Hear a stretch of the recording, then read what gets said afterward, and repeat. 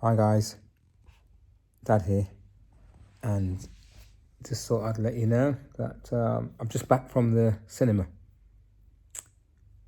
Novo Cinema to be precise, at what's it called? Mall of Qatar. Very nice cinemas, beautiful cinemas actually. They have 7 stars. Which is you can have something to eat and then lovely chairs. But I didn't go to that one. I went to this one where it's massive. It's got IMAX. You can watch it in IMAX. You can watch it in 2D and all these sort of things. So Dolby Atmos and things like that. So it was very loud, extremely loud. Cinemas tend to have got louder and louder as time gone by. So anyway, yes. So back to what I'm telling you that long story for. As you can see, I've got my Batman dressing gown on because it's a bit nippy tonight. A bit nippy outdoors. So I keep saying snow. Yeah. So I can't say so. Why am I saying snow? So lad is in the UK. I'm sure it's a bit much more colder there than it is here. But anyway, back to the story. So Mall of Qatar, went to cinema, and I went to see, what's it called again? James Bond. What's it called? I forgot what the new one's called. What's it called? Oh, I can't remember. Anyway, the new James Bond movie. And it's been out a few months. Remember, there was a delay of it last year because of the virus and blah, blah, blah. Now, what's my review on the James Bond movie? I won't do any spoilers, but obviously it's Daniel Craig's last movie, last James Bond, and I would say that it was good, but it wasn't great. I can't remember. There's one of them that he's done before. There's one of the I can't remember. He's done 4 or 5, but one of them, there's one that I preferred. I think it's one with Judi Dench in it, where she ends up in a cabin. Anyway, I think that was probably the best one I've seen from Daniel Craig. This one, it starts off well. I think it's the first 15 minutes before the what do you call it? The start. You could call it the start. That was a brilliant opening, car chase and stuff like that.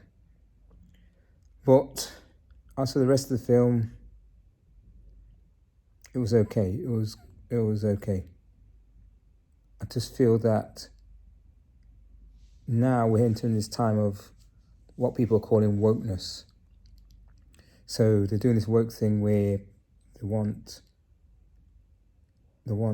of women to play James Bond and all these sort of things, and which I wouldn't totally agree with, because we all know James Bond has to be this character as a man, and it's a character that boys have always, or men even, tend to look towards, that they get to see someone as a hero, or not a hero, but they've always wanted to be a secret agent type thing.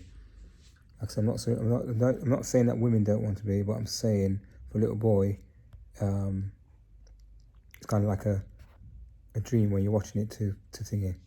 And I don't think that would necessarily translate with women. Anyway, so in the story, there's a couple of wokeness things in there. I mean, I'm not sure. There's the guy, what's it called? Not Q, is it Q? I don't know, I just don't think the film is as strong as it should be. There's Q doing his thing, then there's, women fighting with high heels on, and, I know things aren't meant to be plausible in James Bond films, but to me that's not plausible. Women doing kicks in high heels and stuff like that, and just fighting, and it just seems a bit overboard in terms of pushing whatever gender it is. Anyway, back to the film. So also, yes, and I would say as well, this film, I I always associate James Bond as having more action and less words. He has less dialogue. I don't know if when you watch James Bond films, there doesn't seem to be a lot of dialogue. There's, him talking. He doesn't talk a lot as a secret agent. It's more secret agents. James Bond as a secret agent is more action and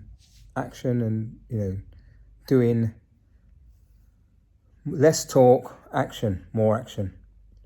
And James Bond's always been like that. But for some reason in this one, for many reasons in this one, he talks a lot, and there's a bit too much dialogue and not enough action. So, in fact, I think there's far too much dialogue. It just isn't that kind of James Bond kind of feel in terms of a lot of action. And it's kind of typical run-of-the-mill stuff. A guy wants I think he wants to poison the world or something, but he wants to poison the world, or people in the world, and his plan is thwarted. But we don't really get much character development from that guy. It just seems a bit strange that whatever he does anyway. I don't want to do spoilers, but it just seems like he just appears, then appears again, and then at the end he appears. There's no rhyme or reason for him to be doing what he wants to do, apart from somebody killed his parents. I don't know. But anyway, so I think they should come up with a better storyline than that. So anyway, I would give it maybe 6 or 7 out of 10. 7 is probably generous. I don't think it's his best film. It's the best James Bond. I don't think it's nowhere near the best James Bond. Definitely not Daniel Craig's James Bond.